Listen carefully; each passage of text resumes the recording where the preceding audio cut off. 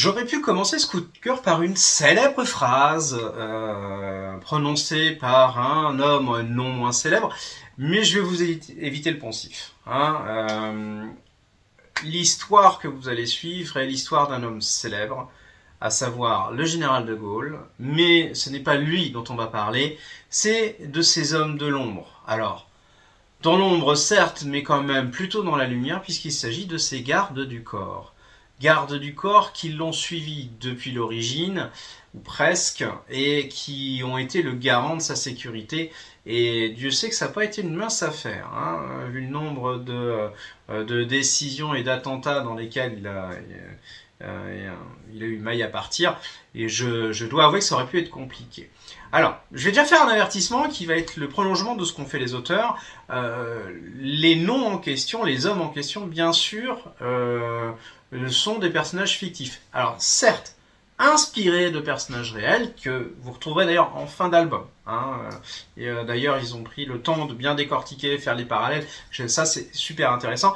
Mais nous sommes sur un récit fictif. Donc, ne me prenez pas tout pour argent comptant, même si ça peut vous donner envie d'aller creuser un petit peu sur la véritable histoire. Donc, avec ce que je viens de vous dire, il faut que je vous présente quand même l'album, je vous le nomme. Ce sont tout simplement les gorilles du général. Alors, déjà en tant que scénariste, vous retrouverez un grand monsieur de la bande dessinée, puisqu'on en est pas, il n'en est pas à ses débuts, donc Xavier Dorisson. Vous verrez le petit sticker Château des animaux. On pourrait en citer beaucoup d'autres, 1629 par exemple. Donc voilà, un scénariste qui, ma foi, a une vraie plume et qui sait justement raconter les histoires et les histoires dans la grande histoire. Pour ça, il est plutôt doué. Donc voilà, donc ces gardes du corps sont au nombre de 4. C'est eux qu'on va suivre. Il faut savoir qu'on aura 3 tomes sur cette série, 3 grands temps de...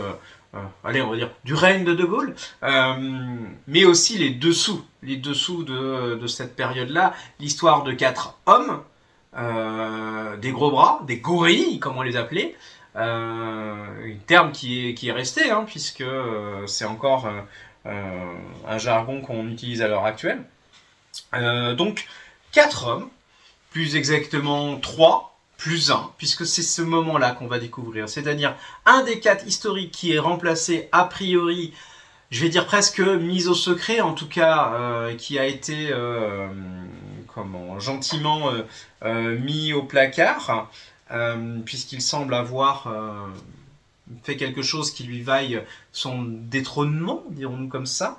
Mais un personnage qui a justement une raison d'être dans l'histoire qui va nous amener à ce nouveau gorille qui est certes là pour protéger De Gaulle, mais qui est aussi là pour faire une espèce d'audit des 3 autres. Alors je vous donne le topo quand même. Donc on a De Gaulle, encore plus haut. Personnage important, libérateur de la France, militaire, qui est auréolé de gloire et tout ce qu'on veut. On a 4 gardes du corps. On en jarte un, on en met un nouveau. Rôle, regarder ce qui se passe autour et faire un rapport. Ça part mal. N'oubliez pas qu'on est à l'époque de la création du sac aussi, qui deviendra tristement célèbre par la suite. On est à une époque aussi qui est en pleine mouvance, où il y a plein de tensions qui se font à droite, à gauche, avec l'Algérie qui aspire à l'indépendance, avec les questionnements auxquels l'État français est soumis.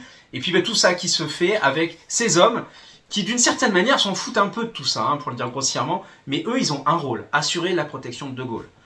Hors les murs, même si dans les murs il y reste peu, mais ils doivent faire en sorte que rien ne lui arrive. On a affaire à des gens qui sont c'est pas des barbouzes, mais c'est pas des débutants non plus. Beaucoup sont issus de la résistance, sont passés par le feu et n'ont pas peur de grand chose, sauf que là, il faut qu'ils assument une place qui est celle de protecteur de l'homme le plus important de France. Autant dire qu'à l'époque où les intérêts sont assez multiples, c'est pas forcément évident.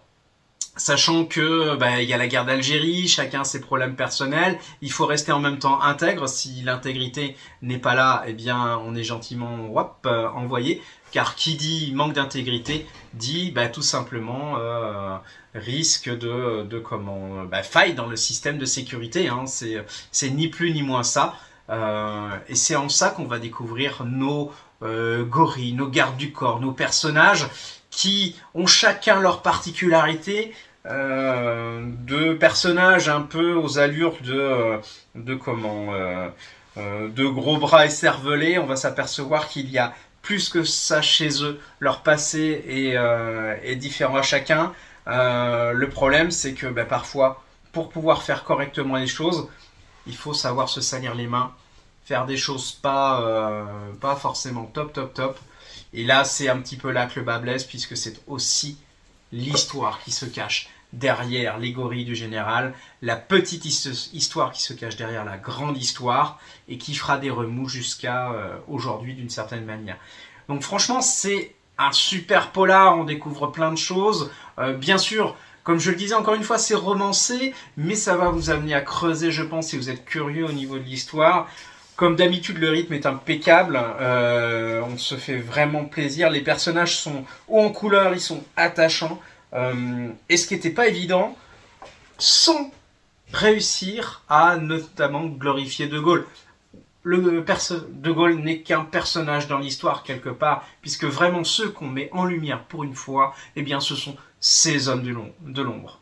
Ils n'ont pas hésité à utiliser notamment du jargon assez fleuri, mais qui se faisait pas mal à l'époque. Donc ça ravive pas mal de petites... de petits souvenirs, et puis ça crée une certaine distanciation par rapport au côté parfois trop policé et hypocrite qu'on peut voir à droite à gauche. Donc découvrez-le, parce que franchement c'est une belle surprise. J'avais peur que ce soit un peu facile, ça ne l'est pas. J'aurais dû une fois de plus faire confiance à Dorisson qui sait mener sa barque, mais toujours est-il que là franchement belle découverte, donc allez-y.